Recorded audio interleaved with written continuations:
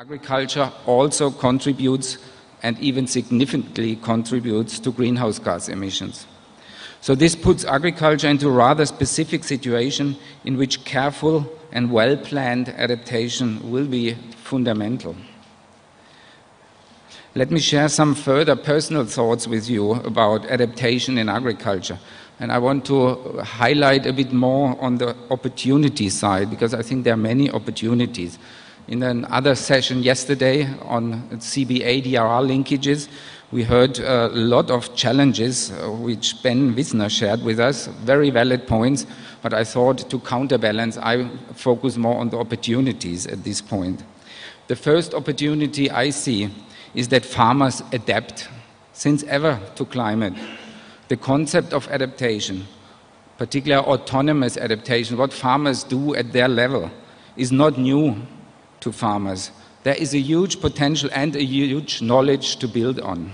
That's the first opportunity. Second opportunity, adaptation in agriculture has an agricultural clock, the agricultural calendar. And this is not the clock from now to 2050. It is seasonal. New varieties and farm practices can be phased in regularly into the cropping system of farmers, even on seasonal basis. And iterative planning cycles can help us to gradually reduce uncertainty and induce change for short-term and for long-term adaptation.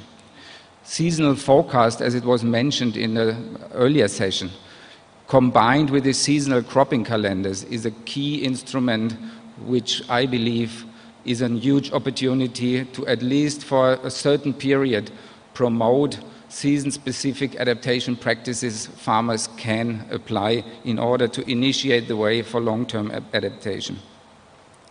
A challenge, though, we have is to put highest emphasis at the same time to developing, testing, and sharing additional practices and technologies in location-specific and cultural-specific contexts.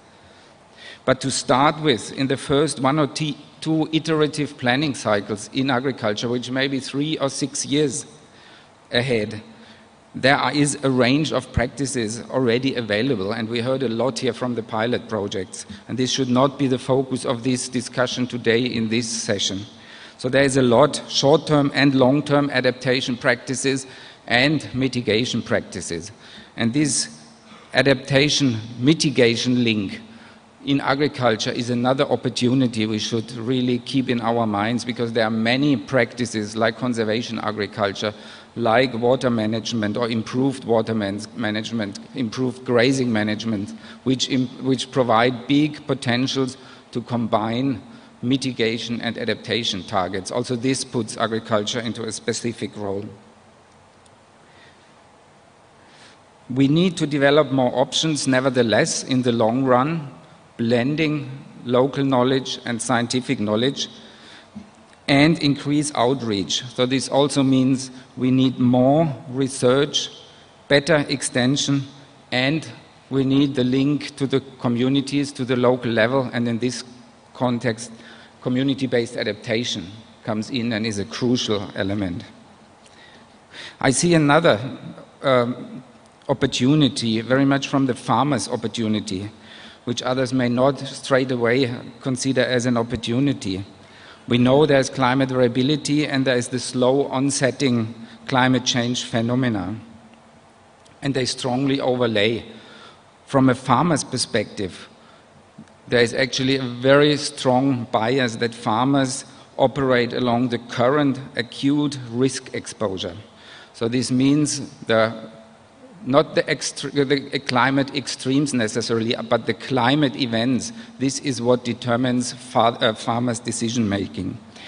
And in that regard, we have the opportunity to join forces in this risk management context, to join forces from 2 different sides, from the DRR side and from the CBA side, from the climate change adaptation side, to move towards integrated systems, to an integrated systematic approach. And CBA, again, at the local level, has a crucial role to play in that architecture of bringing those strings together.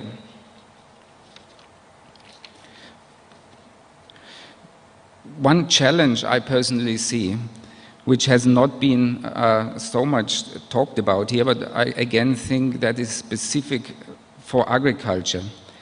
And that is adaptation in agriculture will be done by farmers or not. I think it's as simple as that.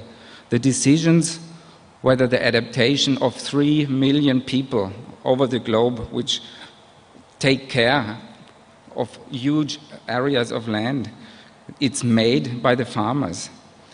The planned adaptation measures or incentives set by governments or others basically influence farmers only. Ultimately, the farmers will decide. Thus, this is again a very crucial role in the CBA context, and where CBA comes in very prominently at the nexus between planned and autonomous adaptation. CBA to coordinate the link, to link, to integrate between farmers and governments and other stakeholders, to bring planned adaptive support to adaptation to the farmers' level. These CBA institutions have to be representative for the farmers, and they have to be accountable to the government side. So I would like to invite you in this session to keep in your mind and to look and think around this nexus when we talk about CBA and its upscaling. What opportunities and challenges does it have or bring for CBA? The focus of the session. We have asked the panelists, to whom I will hand over in a second, in the preparation of their papers, to prepare them according to 3 major areas of questions, which you also find in the summary of the abstracts. First, the role of CBA in agriculture in addressing climate change impacts. Second, to think about the differences and convergences between CBA and DRR to create an agricultural perspective particularly. And finally, and most importantly, to share their views with us about opportunities and constraints for upscaling CBA in agriculture. So that's the moment to introduce the panelists, and thank you very much again for contributing to this session by preparing the papers and now being available. I present them in the range of presentation. The first panelist is Tatiela Maimusa from UNDP GEF CBA program in Niger. The second is Sri Mahajan from RIMS, Nepal. The third presenter will be Mr. Dang Quan Min from the Ministry of Agriculture Rural Development, Vietnam. The fourth will be Marilyn Santa Catalina, the director of DA CAR region, that's the Cordillera region in the Philippines. Then my colleague from FAO, Mario Acunzo. And after those presentations, we are glad to have Carlo Scaramella here, who is the coordinator of the climate change and the coordinator of climate change and disaster risk reduction in WFP, who will open our discussion with a contribution as key discussant. So at this moment, I invite the first speaker to share the presentation with us.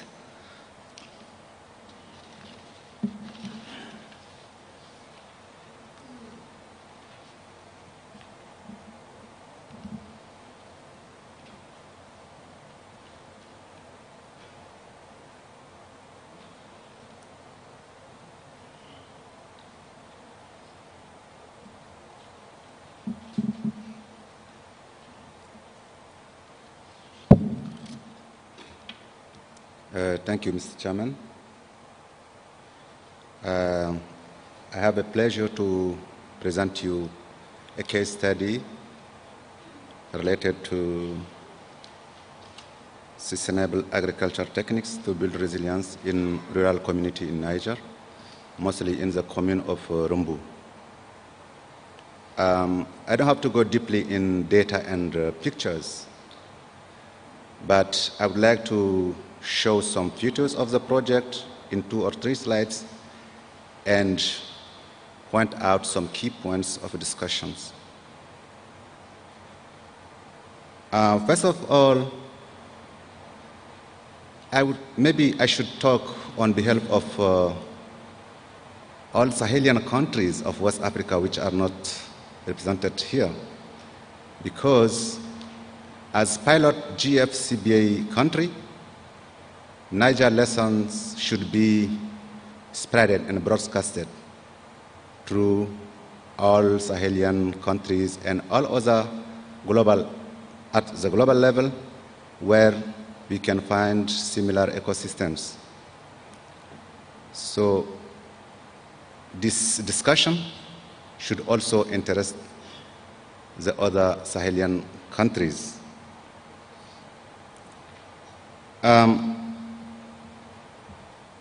The project site is located in the northern part of the country, and it has been selected among the 8 vulnerable sites identified by the NEPA project. The site is quite a very vulnerable site in terms of community incomes, rainfalls, and food shortage.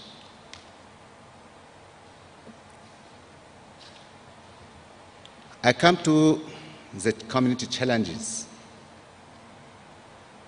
Before talking about these community challenges, I would like to stress that all these countries, these Sahelian countries, and the Sahelian communities have the same problem, the same challenge.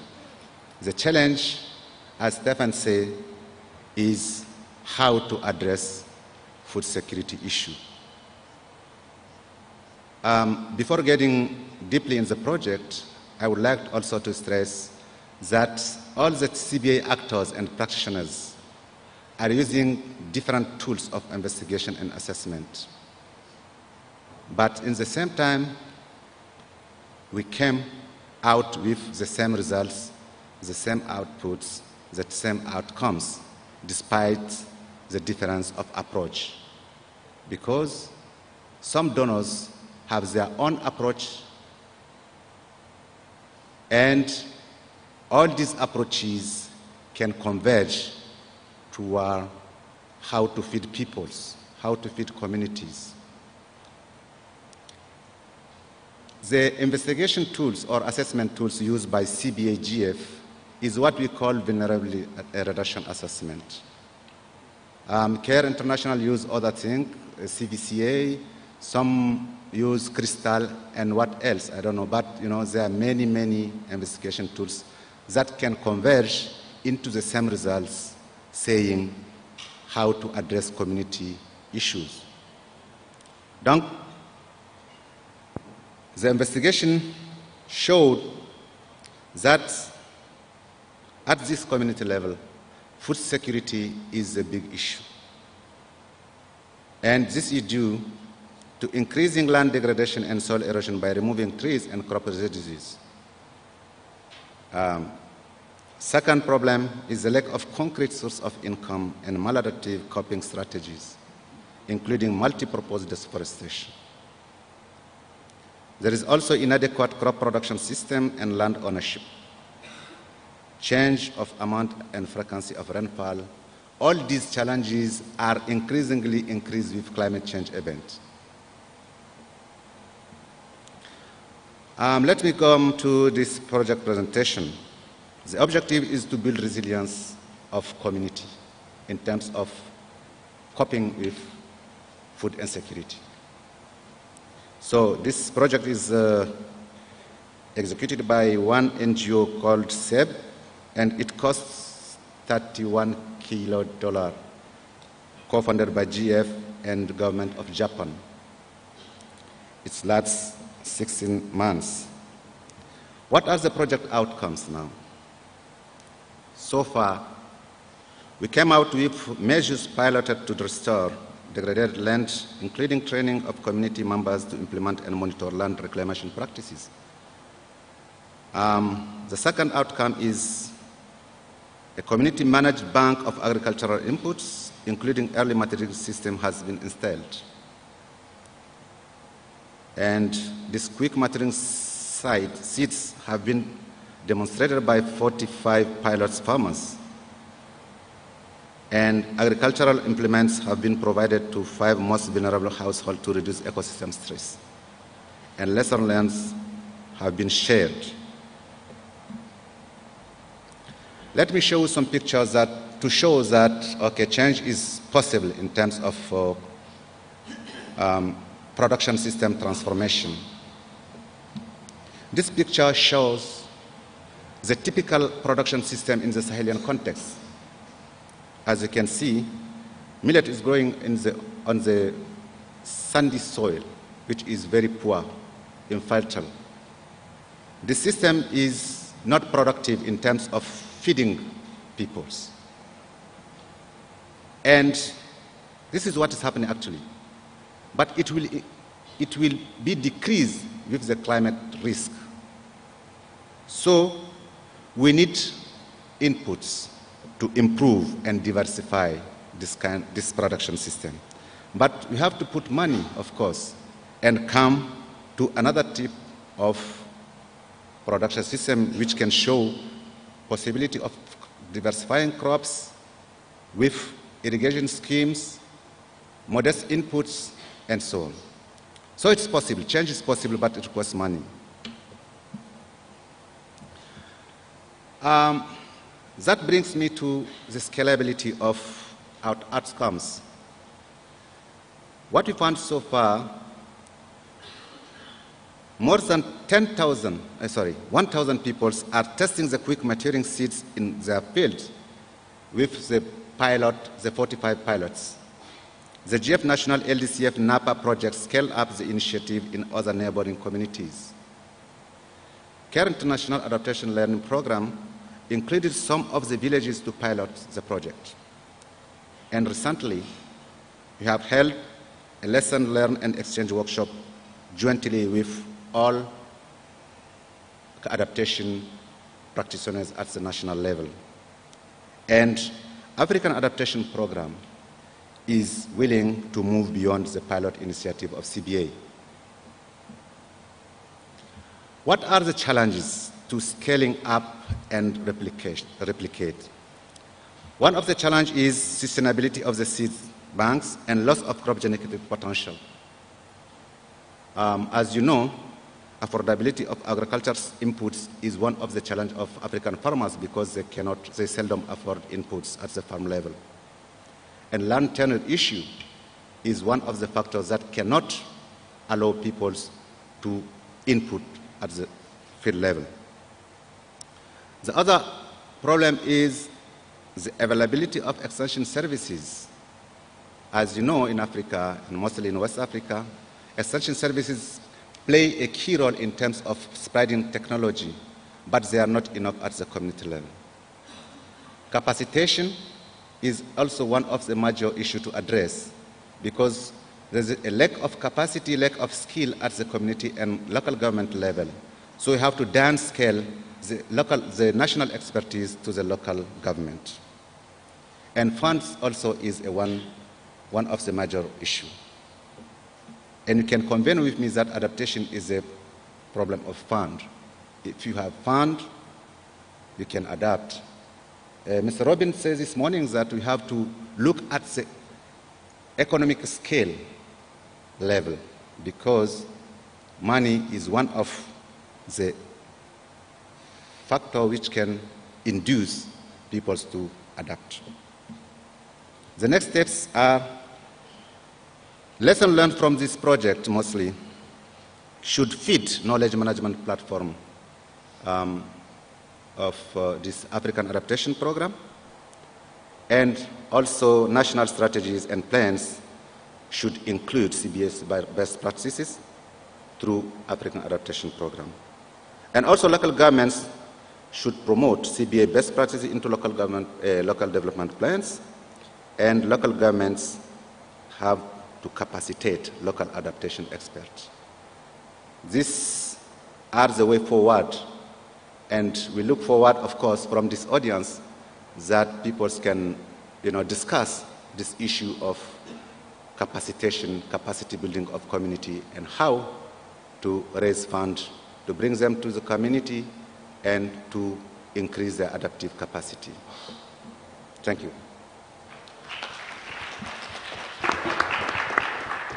Thank you very much, Katiela. So we give the floor to Shri.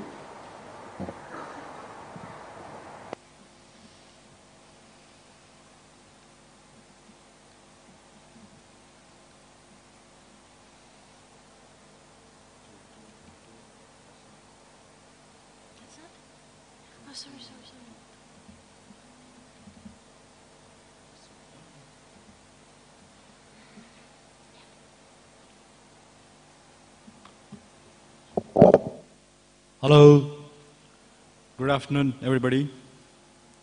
I hope you all are okay after your lunch. It's my pleasure to be here presenting this paper, kind of study, which was conducted in Nepal with the funding and financial and technical support of DFID, IIED, and CADPN.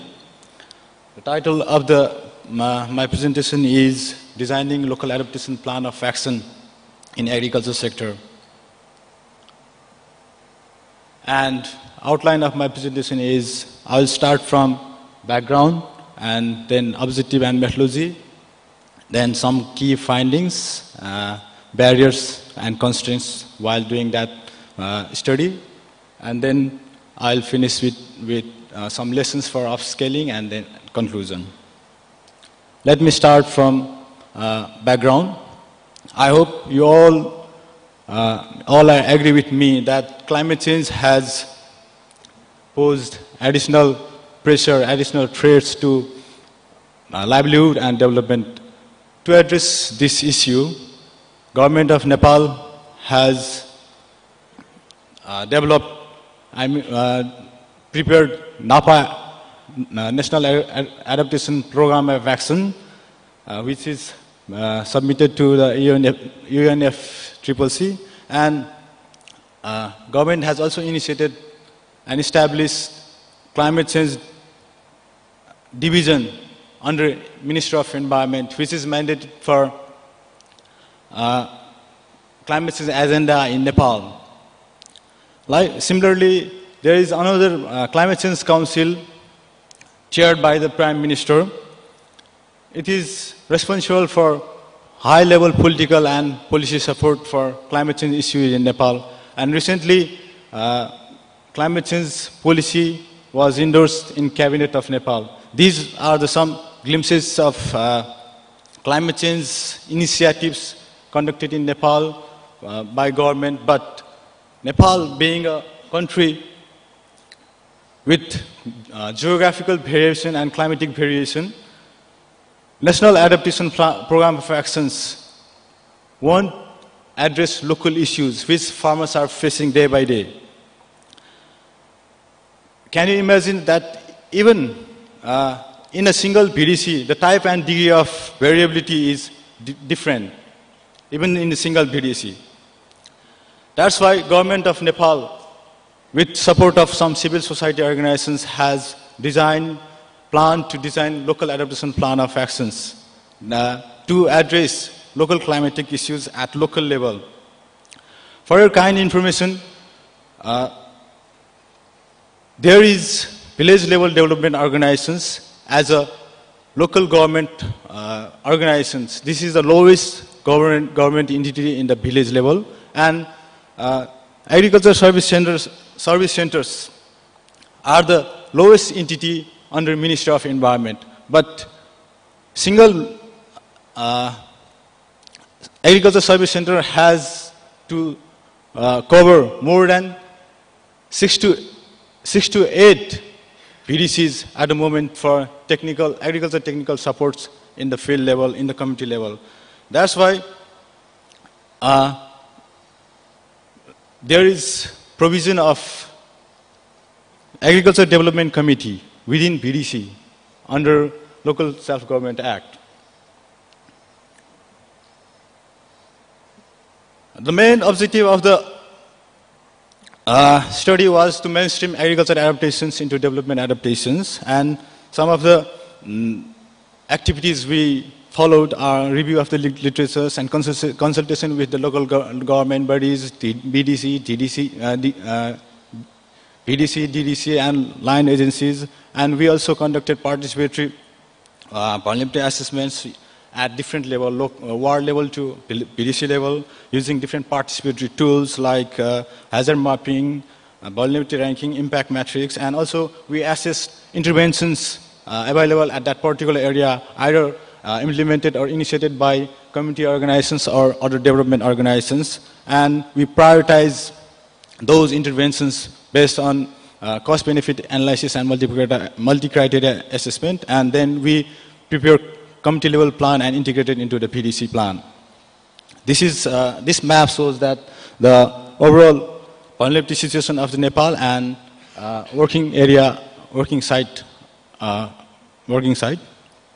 And regarding the finding, in that particular area, we call that is the Jogimara PDC. There is drought is the most impacting hazard we found, and food insecurity is the major problem resulting from drought, landslide, and hailstone. And this is existing agricultural institutions, adaptations, interventions in that particular area in Jogimara. We found three different organizations, different type of organizations are working there for increasing adaptation in different category like mobility, storage, as earlier told by Arun Agrawal. And this is key actor analysis. Different organizations have their key role. Community organizations have their role in supporting adaptation and vulnerability assessment. Likewise, government organization has their role in mainstreaming those adaptation into development, and non-state actors like NGO has their role in facilitation especially. And this is, in this slide, I would like to focus that PDC is the main unit for LAPA implementation for mainstreaming local adaptation plan of actions. Plans prepared at the community level sent to the PDC level for mainstreaming, and resources from central level comes to PDC, and PDC can prioritize those plans based on available information, available resources, and they funded particular organization for adaptation plan and implementation of the plan. In this slide, I just want to show the committee plan, which we did in field, but I would like to focus more on prioritization. In PDC level workshop, the committee prioritized on awareness raising on climate change and crop and livestock compensation mechanism, irrigation options, micro irrigation, and sustainable agriculture for upcoming fiscal year. Regarding barriers and constraints, there we found high political influence in the village level planning process in Nepal, and most of the people would like to go for visible development rather than adaptations. And at the moment, there is no periodic plan and elected body in the community, in the village, PDC, and there is no climatic data available at the local level. We should have to depend on community perceptions. And all local organizations, including PDC, DDC, and NGOs, has their own priorities and their own programs. And delayed in releasing of national budget has affected on planning process at local PDC and DDC level. Lessons: PDC and DDC and local organizations are important for mainstreaming adaptation interventions in development plans, and specific sensitization programs are required for specific committee, as committee are not literate in Nepalese context. And since there is high political influence, we need separate sensitization program for political leaders, and also their commitment is highly necessary for implementation of those plans. And adaptive capacity should be enhanced for necessary dialogues and voices for the planning in local level. Climate foresightness in the development is necessary. Climate smart development is necessary. And PDC is the appropriate organization for integrating local adaptation plans, plans for agriculture in local level. Thank you. Thank you very much.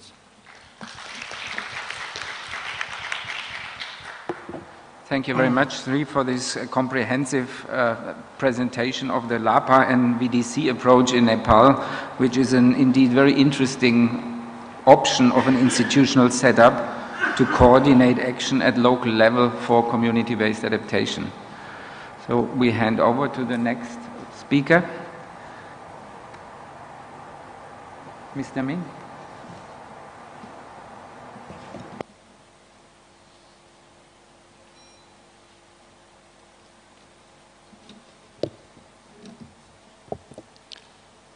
Good afternoon, ladies and gentlemen.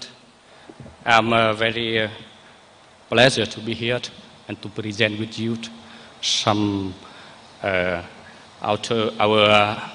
Vietnam activity on the DRR and CCA in terms of the legislation, institutional, and some other detailed activities, as well as I would like to share some fact-finding throughout our year's activity, and I also would like to produce some recommendation in order to upscale of the CBA in the agricultural sectors. As one of the countries that most affected by the disasters and the climate change impact, the government of Vietnam has been paid deeply attention in terms of to strengthen legislation on DRR and CCA as well.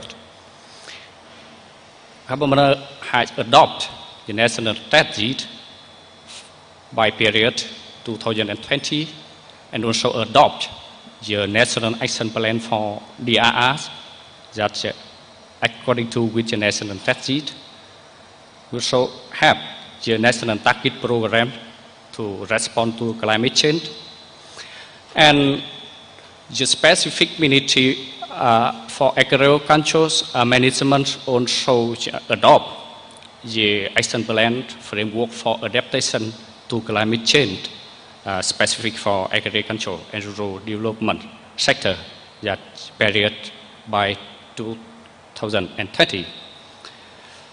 Specific to the DRR, which we have the best practice that the community-based disaster risk reduction now has been upscaling now and to be and become the national program on the national community-based disaster risk management program. And nowadays, the national strategy for climate change adaptation is being developed.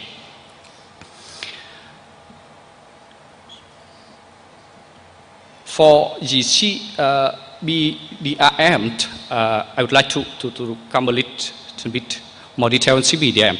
This is our long-term approach, which targeting to the 6,000 most vulnerable communities. During which undertaking this program, we have the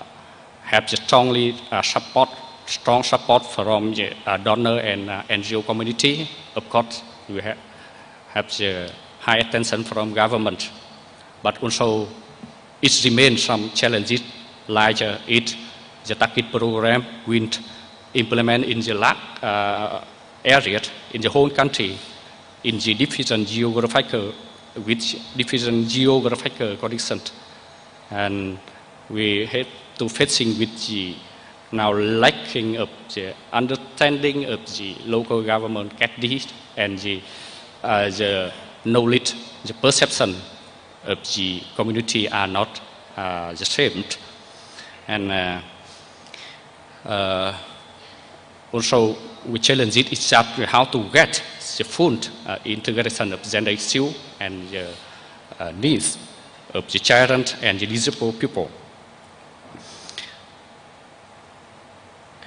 In order to connect and to integrating between the DRR and CCH, now we have initiatives that to building the national platforms national platform in order to ensure that the DRR and CCA is the priority of our agenda.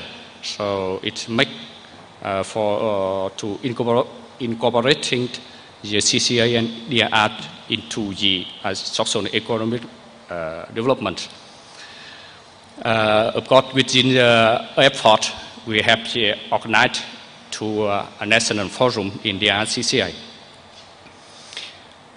During this implementation of the CCI, we have seen that some principle for DRR and the CCI action in the agricultural sector that should be on the lesson learned and that should integrate of the different components, including the preparedness, early warning, disaster reduction sectors, and building the local level needs and priorities and undertake the RR and CCA action based on this, enhance the institutional and technical capacity, strengthen information sharing and coordination from local to national levels, and follow with the regional spectral approach.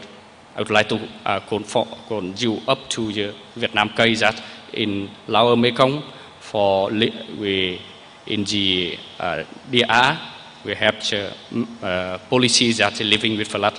In the central region we have policies that avoiding and mitigation with flood.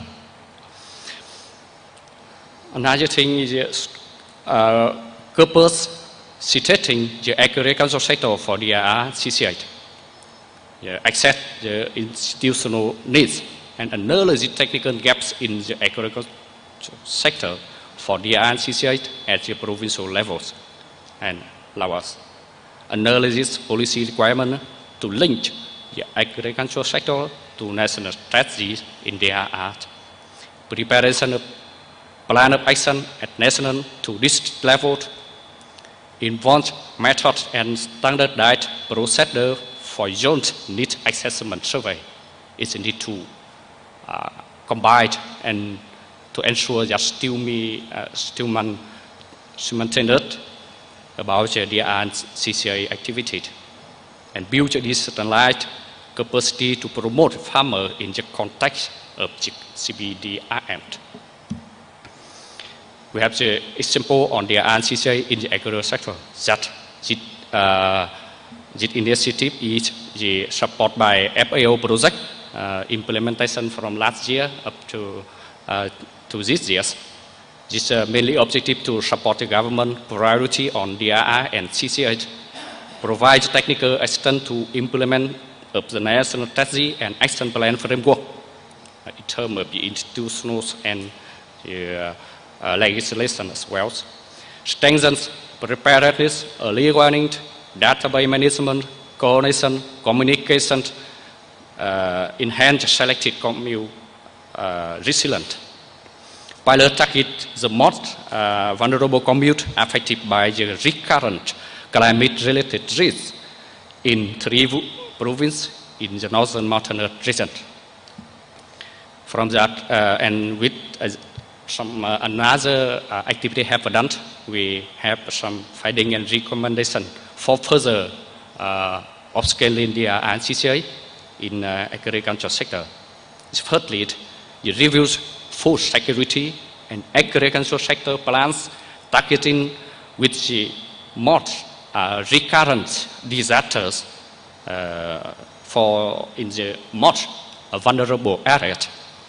formulate the guideline to integrate the DRR and CCA into the food and agricultural sector in the vulnerable areas, built on the lesson learned from the project or some have done action implementation process to develop a detailed 5-year local action plan of agricultural sector to be implemented under the national strategy, desired resource mobilization strategy to ensure replication of pilot activity to another similar region. Another is hazard and vulnerability map for all vulnerability area is very important. And the communication of your hydrometeorological and agricultural forecast and the alert to the local people should be improved, and also important point. Ensure better management and access of data and information on the CCA. Continue to strengthen the capacity of the government, cabinet, and in the agricultural sector, in the CCA, in the other similar area. We suppose that some next step on the CCA, the further strengthen early warning system for timely provision of local weather and climate information, improve community-based assessment ability, prepare more hazard map, seasonal crop calendars, historical timeline related to the climate change, continue to collect indigenous knowledge and experience of the agricultural community adaptation, promote such knowledge and integrate it with new initiatives. Continue to provide information on climate change to farmers to help improve the coping and adaptation ability. Review social support for poor farmers to help reduce the negative impact of climate change. The last one, and also the crop cutting for our activity, is we try to promote the integration, the CBA and CBDRM activity yet in Vietnam. So with the deeply integration, we do hope that the DRR and CCA and especially the CBA can connect together. Thank you very much for your kind attention.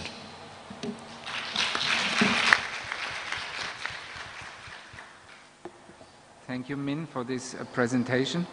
I think it's very interesting to hear this strong government commitment to support countrywide a community-based disaster risk management program from the government side, which I take as a very strong indication for the readiness to upscale community-based DRM and community-based adaptation work, as well as the mention of the tendency towards a national platform for DRR and CCA to link the two subjects. I think also the analysis of the capacity development needs within the agricultural sector to actually fill this role and to play a catalytic role as well with other partners to promote DRR and CBA. It's very inspiring and fits very well into this session. Thank you very much. The next speaker is Marilyn. Thank you very much, Stephan. Good afternoon. I'll be discussing community-based adaptation in a Philippine settings. You know, Philippines is frequently visited by typhoons, average of 20 typhoons a year. And of the 25 always goes to my region, Bicol region. So my discussion would focus only on issues, threats, opportunities, and mainstreaming of CBA. So, unlike you, all the NGOs, you are well versed of CBA, DRR. But for us in the government, we consider this as new approach. That's why there's a lot of challenge.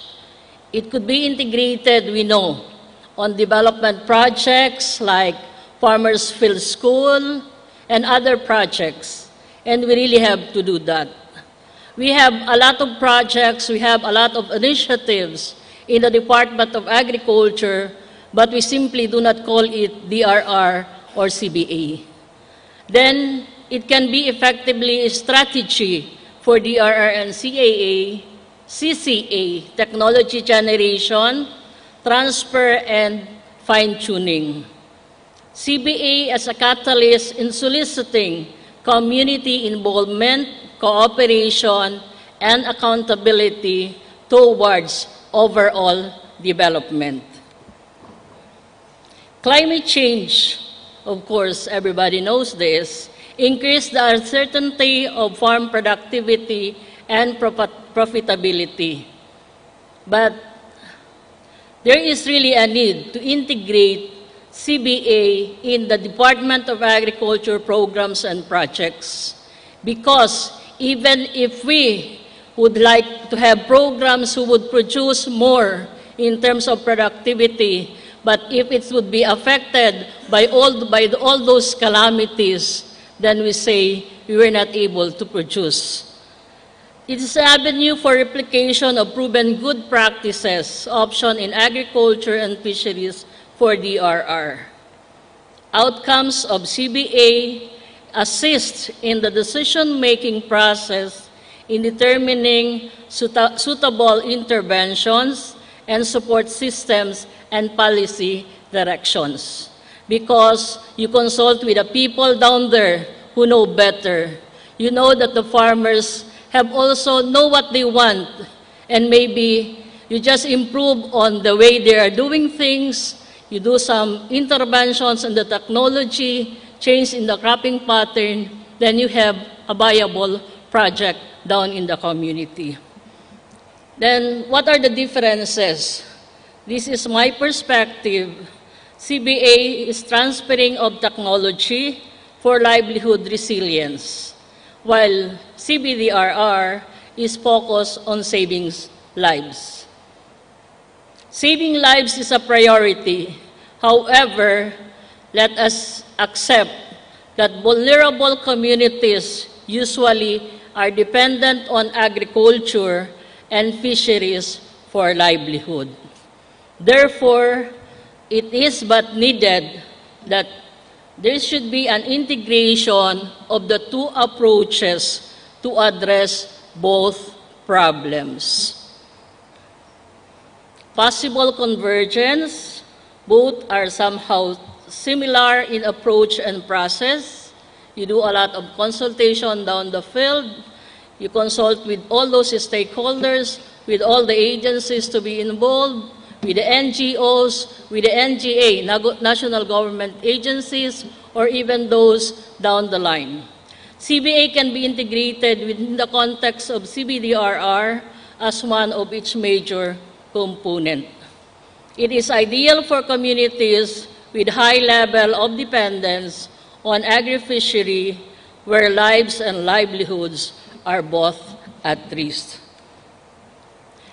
What are the opportunities in the Philippine context? We have just passed a law, Republic Act 10121, which is the Philippine Disaster Risk Reduction and Management Act of 2010. In here, the Department of Agriculture is mandated to mainstream DRR and CCA in the development process. And as a matter of fact, last September, our own secretary issued the climate change program already.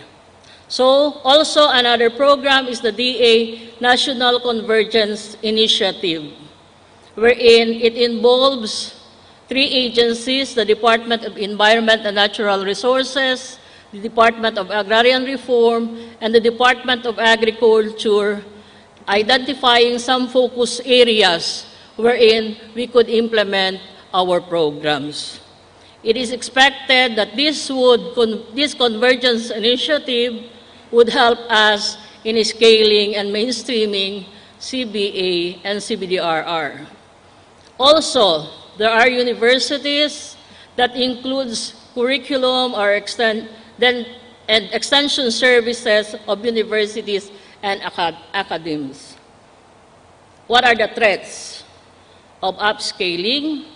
Number one, availability of capable personnel to implement and follow the required process. We do accept we need a lot of capacity building. We could not claim that we are expert, we are in the extension work, but so we need all those. And I personally invite the NGOs, go to the Philippines, go to my region, then do some capacity building activities. Outcome could affect initial efforts established if CBA will be done haphazardly. And another threat is that local government units does not accept or maybe does not know how would CBA work, and of course, they don't give it as a priority. And another is the attitude and values of target communities. So, way forward or upscaling. This is a great challenge for the Department of Agriculture to upscale and even to integrate CBA, CBDRR in all our programs. Because structurally, we in the Department of Agriculture is from national to regional office. We do not supervise the extension workers who are down there. We don't have a direct supervision. And we know that the support of local government units and all those extension workers are needed in order to pursue whatever integration in the development plans in all the programs and activities down the community. So for the Department of Agriculture at this time, we have some existing extension approaches are Farmers Field School. We think that we could incorporate that in those activities, adaptability trials, technology commercialization, community participatory approach in research, proven GP options, which now we are implementing some projects with FAO. We had techno demo on the good practices options.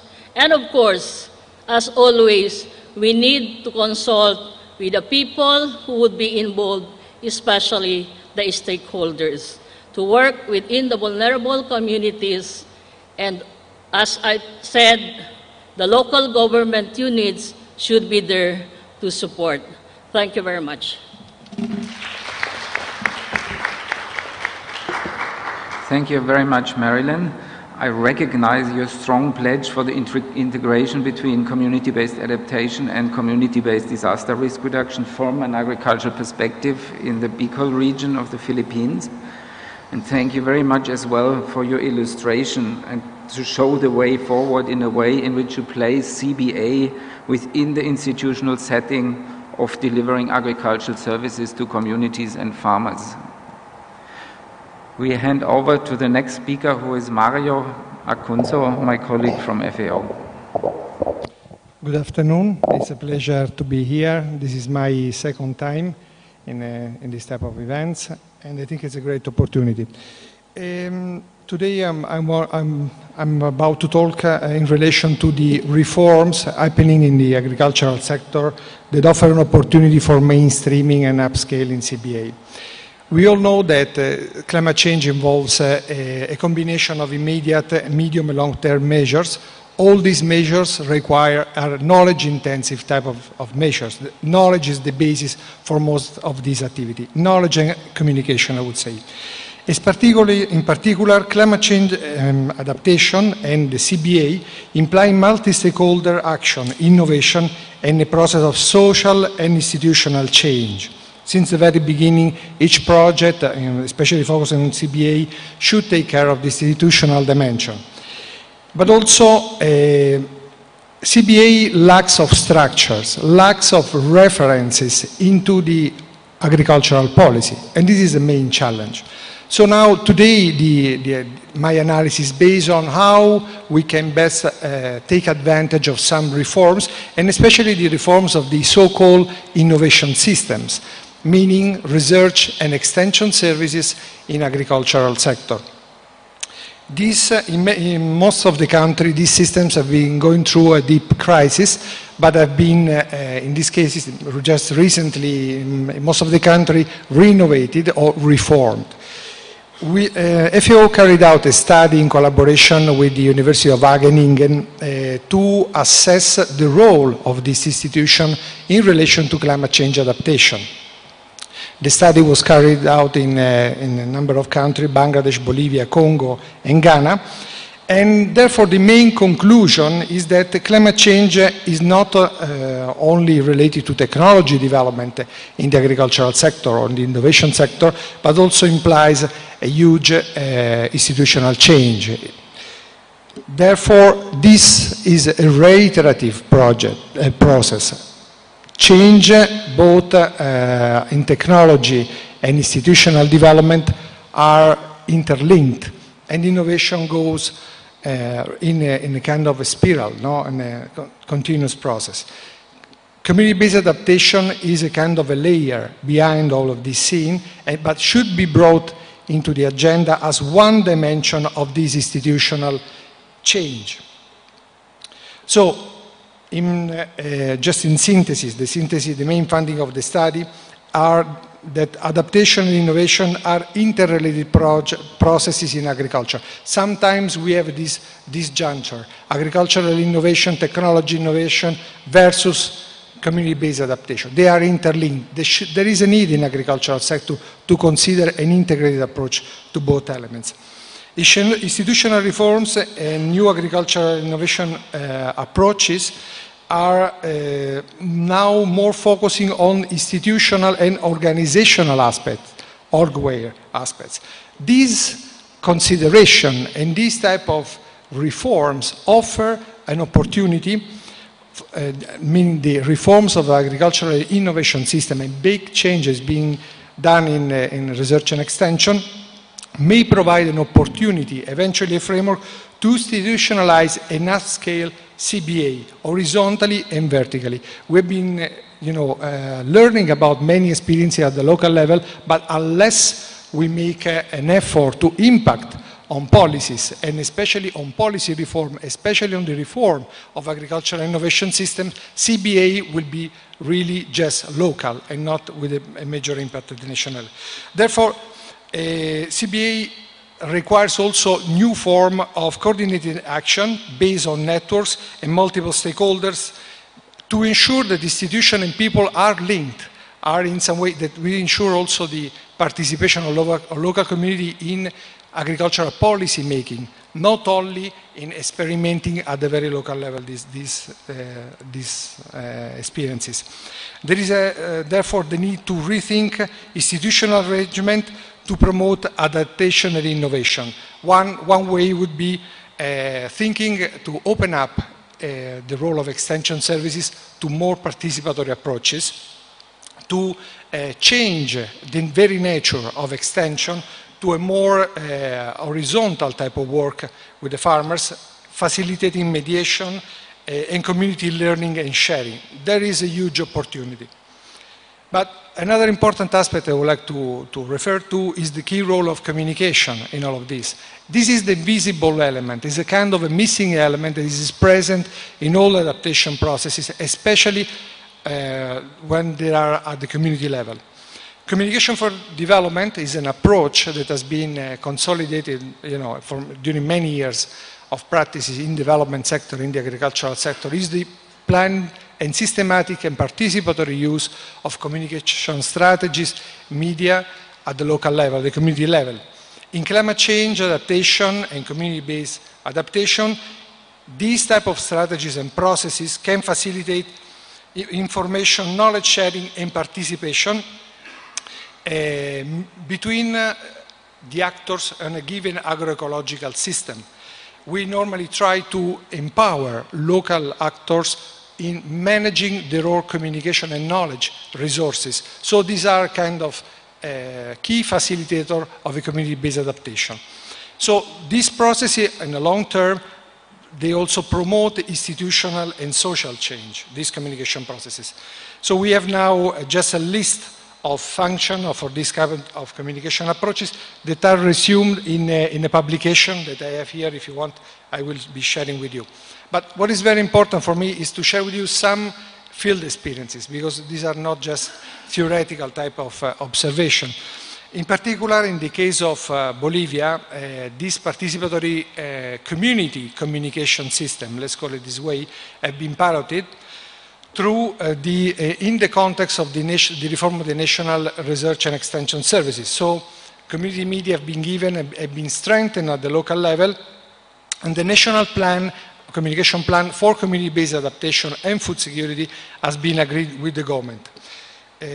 The way it works is through local communication plans to bring information to the community on their priority issues, and the content of this activity, of these messages, of the multimedia material being produced and managed by the communities are, of course, decided through participatory rural communication appraisal, meaning that understanding the knowledge needs of the communities and developing, blending local and scientific knowledge based on priority established by the community. Therefore, a kind of a network of community communication platforms, let's say, has been established and is in place in Bolivia, managed, I want to say, by indigenous people organizations. And this is a very big, I think, success in this case.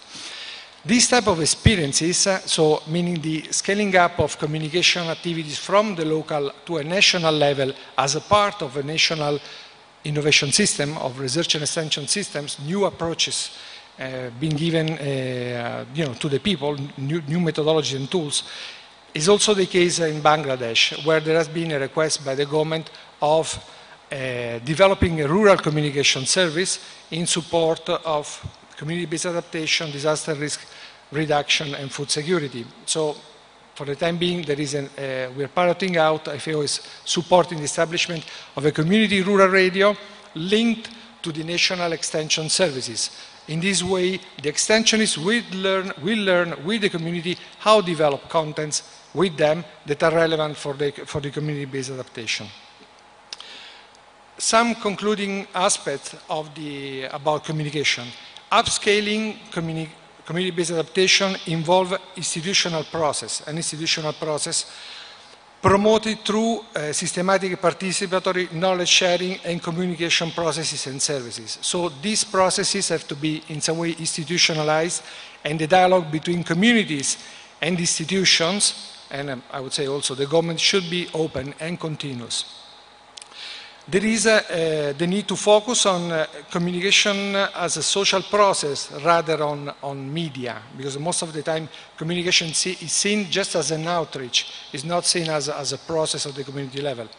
And therefore there is a need to enhance local communication systems, building on already existing communication system, and therefore in this way we will be also able to ensure access to knowledge and information to people. Is one of key demands of the people, access to knowledge and information. Another key role of communication in community-based adaptation is the documentation of best practices and showcasing results. So we have this kind of communication system established at the local level. Community themselves will be able to document their own adaptation practices, to share and to collaborate. But also, what is more important is the institutionalization, as I mentioned. In many cases, there are no allocation, no real policies to encourage the establishment of these rural communication services at the community level. All this has to be done in alliance between existing networks that already exist in the civil society and the official, let's say, innovation services, through an integrated approach for community-based adaptation, communication approach for community-based adaptation. I want just to finish and conclude with one summary of what are the opportunities for scaling up CBA in agriculture. CBA should be integrated in the agenda of the national agricultural policies and strategies for climate change adaptation. I think this is a clear message that I hope this will be agreed from this session. Let's say really to impact community-based adaptation should be acknowledged and reflected into the national agricultural policy. Another important thing is the reconfiguration of extension services based on pluralistic methodology, so community-based methodologies, are a good opportunity for community-based adaptation to establish mechanisms for interaction with these policies and to scale up also the practices. There is also at the global level the opportunity to upscale CBA through this new agricultural innovation focus and the reform of the extension services. But I think that also there is another aspect, the capacity enhancement of local institutions. We cannot run CBA experiences without considering the need of ministries of agriculture and public servants to be exposed to these approaches, to be trained, to be skilled, and to be partners in this type of work. And finally, I think that, again, I want to stress the importance of having communication services at the center of these new approaches and methodologies and have them institutionalized at the national level. Thank you very much.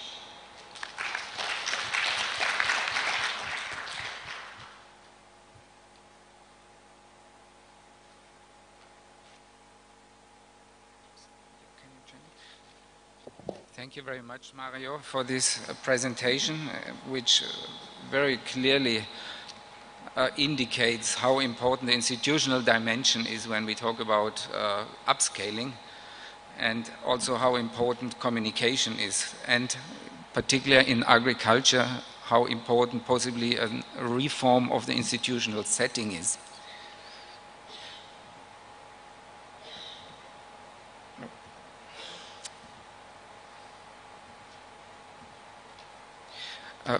I put this picture up for you to digest for a moment, to have a look at it, while I try to summarize what I get out as some key messages of these presentations. The first lesson I get out of it is that CCA and DRR are interrelated and mutually complementary and should be integrated from an agricultural perspective in development. But successful CBA, second message, requires support of strong institutions at all levels, which clearly defined and coordinated responsibilities, including CBA processes. The third message I can conclude from the presentations is that local people actually play a central role in adapting agriculture and food systems to climate change, which underlines the importance of CBA approaches for agriculture. And the policy final conclusion or interim message I see up for discussion: policy and legal framework, incentives and services for rural producers are needed to stimulate and guide the CBA processes. So to open and to lead to the discussion with the plenary, I will hand over in a second to my colleague Carlo, but have a look at this agricultural interpretation of upscaling, the different types of upscaling from a little pot. I think it could be much bigger than that, which is the qualitative dimension, the good pilots we have been discussing so much the last 2 days, of good practices as functional, but also the quantitative dimension, which means the replication of those good practices towards the dimension of that it grows within the institutions, and finally that it leads to be absorbed in policies. These dimensions, I think, are important, and we should take them as guidance, keep them in our mind when we move to the discussion. I just put on the questions which I would propose for the discussion time we have now. The first, to echo from your side, please, what we heard quite strongly from the panelists. Can we recommend or not, from an agricultural perspective, the operational integration of CBA and DRR at local level? And related to the upscaling, CBA in or through agriculture, has agriculture the potential to be an engine for generic upscaling of CBA, and if so, under which conditions? What roles and actions should the ministries of agriculture, national agricultural research and extension systems, and other public institutions in support of rural communities take to upscale CBA in agriculture, not to forget, of course, other stakeholders? But which constraints or opportunities would need to be taken care of? With these questions, I hand over to the first discussant, Carlo, and then the floor is open for your contribution, thoughts, or questions. Many thanks. It's a great pleasure to be here. Many thanks, Stephan, for inviting WP to be here and myself to be here and help, let's say, address some complementary aspects of the theme we are discussing today.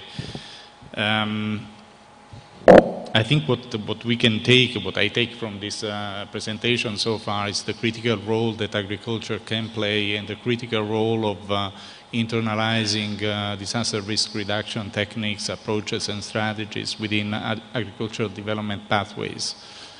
I think the time has passed where we insisted on the division between development and relief, and we created false realities. I think the time has come when we are much more strategic about the use of very limited resources, very limited opportunities. The time has come when we value the opportunities that are given to us to invest in our own development. And so with that in mind, I'm welcoming this approach, welcoming the fact that we break barriers between relief and development, which is certainly something that WP is insisting on. I want to add 3 points to the general sort of discussion today. The first point is that rural communities do not constitute a uniform universe, and we will come back to it in a second. So when we are talking about intervening in these areas, we need to understand that they are, of course, stratified realities, very structured, that come with a history and with a network and a nest of issues. They are profoundly diversified horizontally and vertically in terms of wealth and relative poverty, in terms of entitlement, governance, rights, equity, gender, and access issues, among others. Different communities hold different historical backgrounds, trajectories, objectives, and opportunities. And their members enjoy different social status, political and economic options. Fundamentally, they enjoy different opportunities towards the future. And this, in our terms and in the terms of our discussion today, translates into the fact that basically they have different adaptive and resilience capacity. So what we want to stress here is that if we want to pursue a community-based adaptation approach, we need to look at the communities in their entirety. We need to have inclusive approaches. We cannot select and deselect. We need to understand that we are dealing with a global issue. And that also entails addressing equity issues and social aspects. At a time of increasing stress and increasing resource scarcity, we need to understand that this is not an isolated issue we are dealing with. This is a multiplying factor, an accelerator, or as we say in WP, a hunger risk multiplier. So if we look at this picture, what we see is basically the livelihood of poor communities in Niger. This is extracted from an SCF recent livelihood analysis. And what this is telling us is that the poor people basically spend all of their money, up to 90% of their very scant resources, in buying food. They simply have no additional capacity. They have no coping capacity. Forget about adaptation and resilience building. And the next slide is a little bit in tune with that, and it's something that we are doing. It's an extrapolation of data that tells us, done by WFP, that tells us what are the sources of food among members of different poor communities in the region. And what we are seeing is that from the left to the right, people with more access to food are the ones who own land. In other times, we would have said that the people who own the means of production or own entitlements, and the least best off are the people to the right who basically have no land and need to resort to